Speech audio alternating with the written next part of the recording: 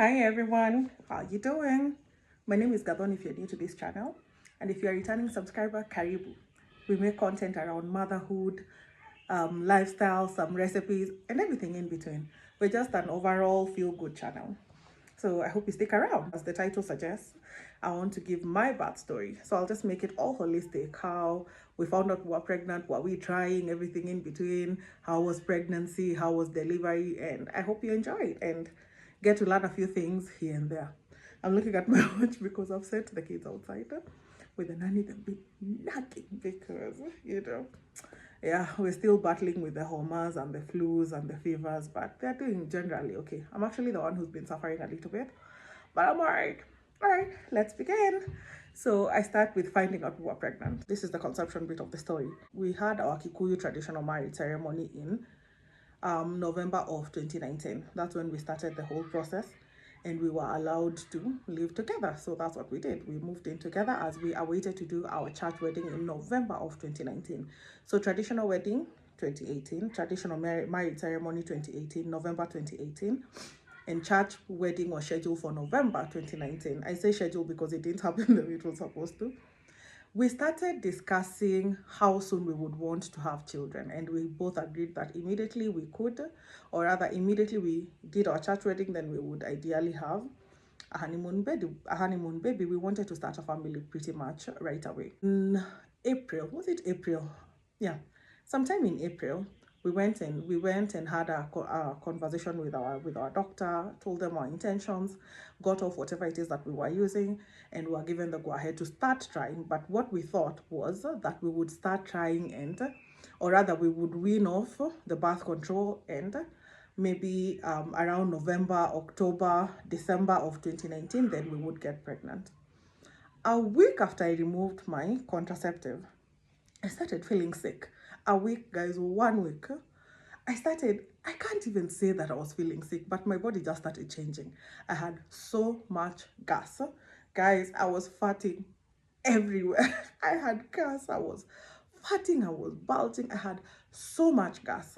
But then everything else was normal. Like I hadn't missed a period, I wasn't throwing up, nothing. It was just a bit of gas. So I initially thought that I had maybe eaten something that wasn't agreeing with my tummy, and I brushed it off. I remember mentioning it to an auntie of mine, and she laughed and told me, actually, perhaps you might be pregnant. Do you want to check? And I brushed it off. I told her there is no there is no way I was pregnant, and I thought that again it's something that I had eaten.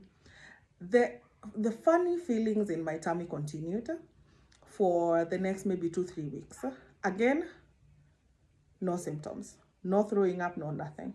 So at this point, I remember it was around Easter when we went for Easter holiday in my husband's rural home in Kinangop.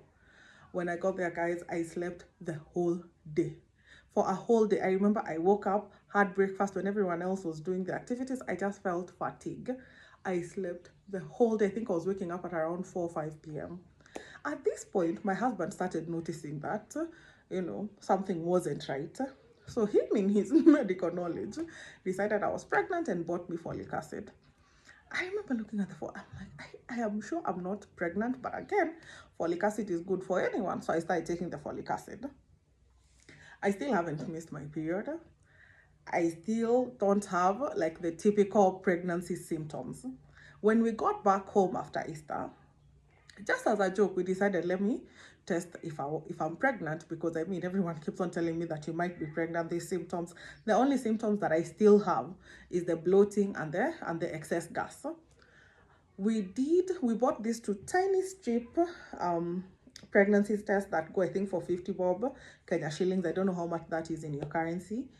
And we tested in the evening and it came out positive. Okay, the kids are back.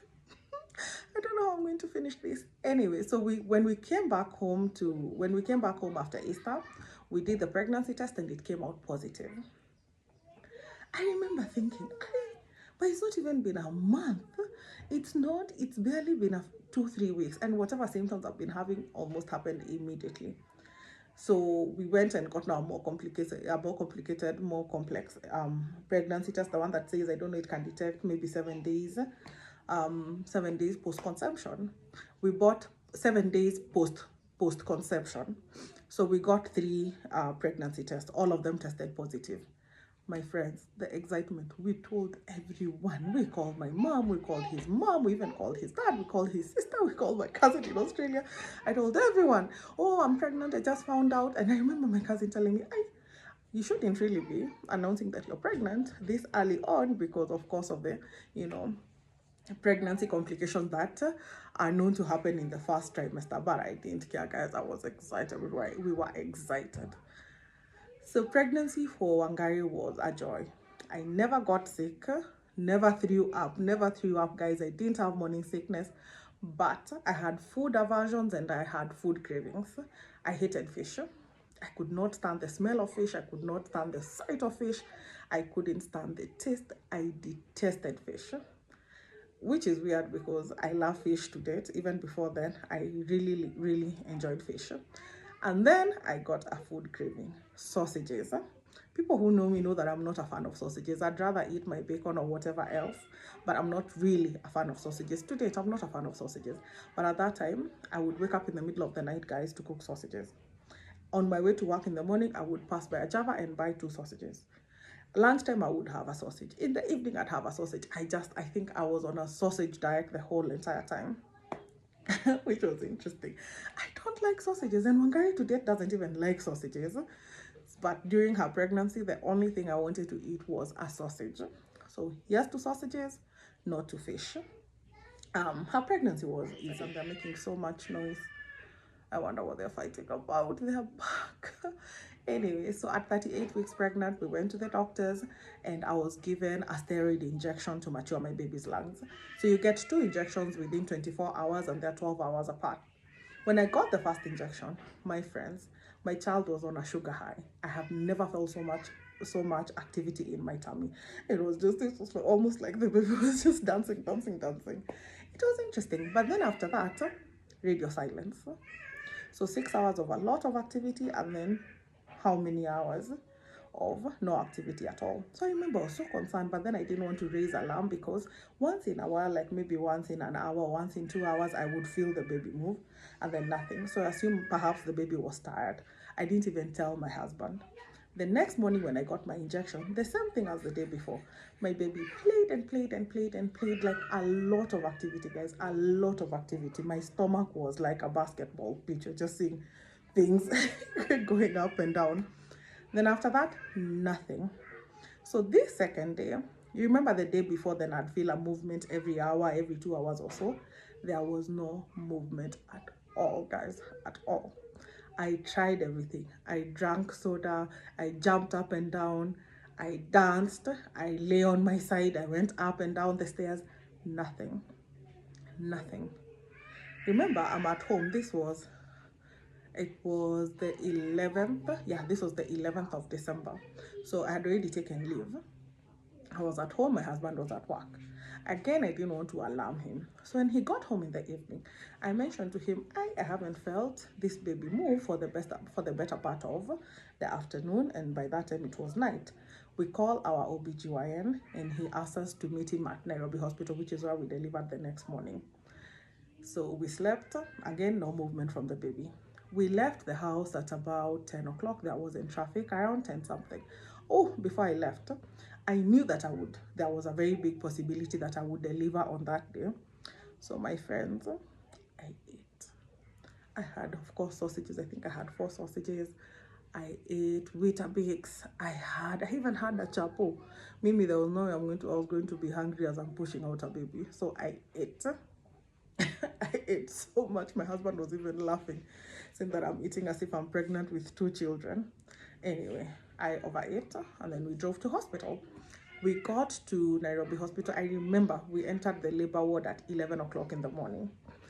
They were checking, they put all these monitors on your tummy to check, I think, the baby's heartbeat and a whole of other things that they check. Now, my baby's heartbeat was unusually high. When they did the scan, immediately, so when you enter, of course, they have to check because I wasn't due for delivery. As they're checking, they're just hearing nurses and doctors talking. My husband is alarmed. He's signing consent forms. I have no idea what's happening at this point. It's a blur. I'm changing into a theater gown as I'm getting, there. As in everything happened so quickly, guys. I don't even know how to explain it. I entered the hospital at 11. A few minutes. I entered the labor ward at 11 o'clock, and within minutes, there was a panic in the room. My doctor was called, an anesthetist came, started giving me an explanation. I have no idea what was happening. I was just looking at my husband and wondering, Allah, as in, what's happening? I thought I was going to deliver sometime tomorrow or the day after or some other time. Like, what's happening? But apparently, my baby was in distress and they had to act as quickly as they did.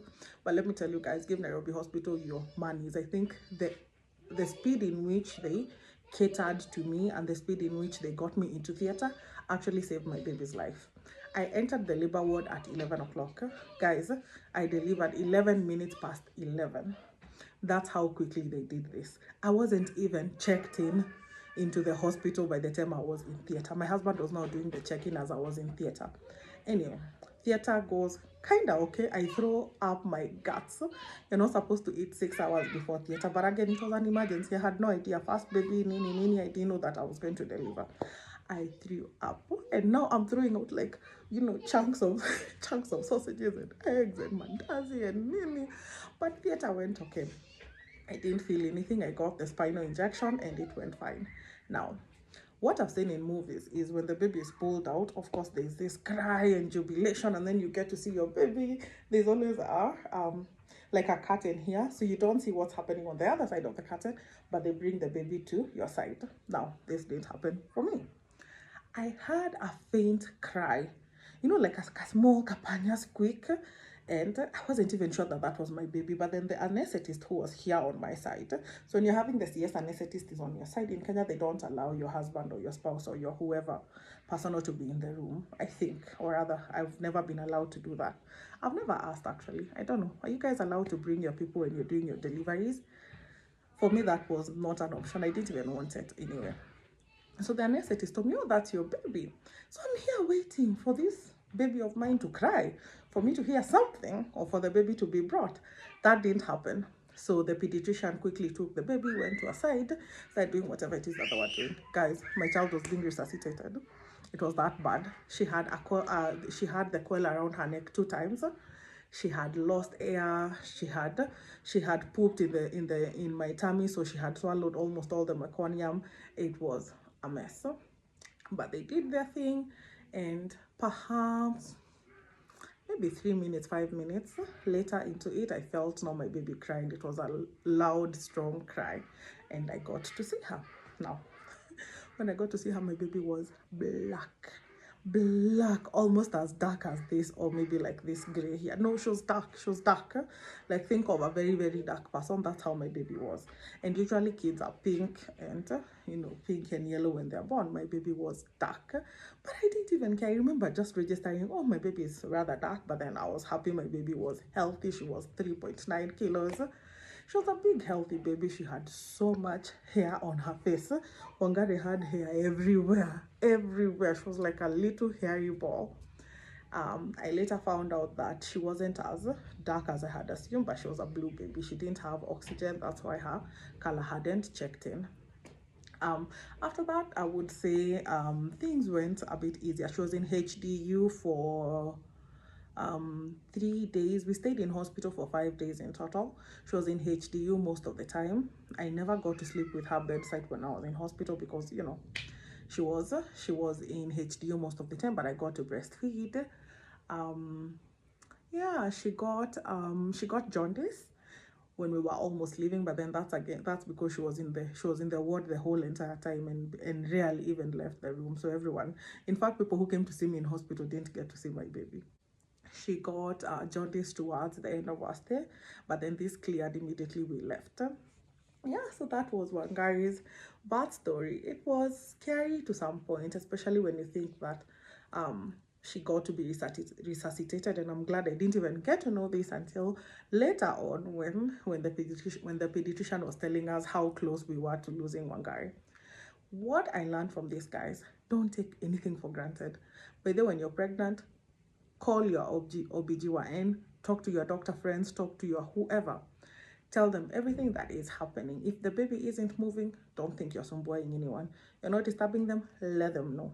let them know. Better safe than sorry. But I'm glad my story was a happy story towards the end. And she is talking back, being, the typical almost 4 year old.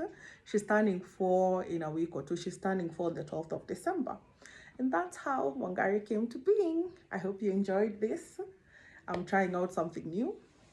And I hope you enjoyed this, guys. Please remember to like, subscribe, and share. I'll see you on the next one. Be safe. What's your mouth doing? What is it doing?